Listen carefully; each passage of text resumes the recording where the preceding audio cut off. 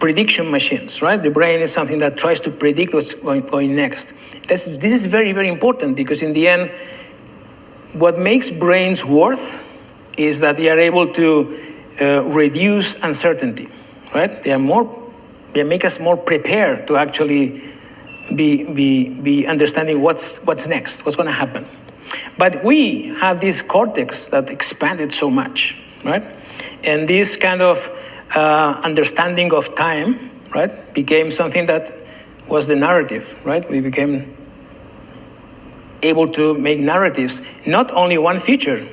We can imagine many possible futures, right? And it's very interesting to see how it happens in evolution.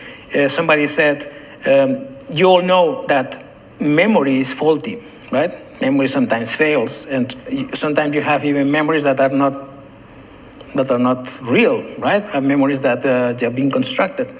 And somebody can say, why is that? Because natural selection doesn't care about that. Natural selection wants you to predict the future. The future is important. If you remember well or not, the past is not so important. And an important thing that connects maybe more with your question, one of the things that made us successful, as ants are successful because they cooperate. Some days doesn't seem so, but we are cooperators, right? And being a cooperative species made a big difference. And one of the drivers of that was our amazing capacity of understanding the mind of the other, right?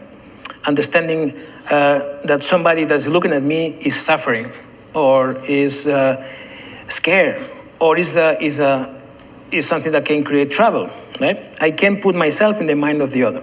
Individual humans are spectacularly complex, right? Provided that you are being immersed in the cultural thing. Our brains are nothing unless you are in a society, right? That goes from language to almost everything else. But I think that on the one hand, because of the evolutionary pressures that apply for ant colonies, that had to do with guarantee that the colony works and eventually that reproduces, right? It's a different story for us in many ways, right? I also try to bring that tomorrow and make a good comparison. I must say that this trend we observe, but we still don't have a good theory for the complexity drain, right? But definitely I remember that Michael Lachman, which was a faculty also at Sante Fe Institute, one day were discussing about this, the brain of humans, right? And he brought me to something that is, in a way, is trivial, but it's interesting, is that you isolate a human from society, and the brain, this extraordinary potential machine, is worthless, right? You might survive, maybe, as some kids survive with wolves, but all the potential of the brain is never going to develop, right? So it's, again, says something about the fact that we are also cultural animals, and that makes a difference.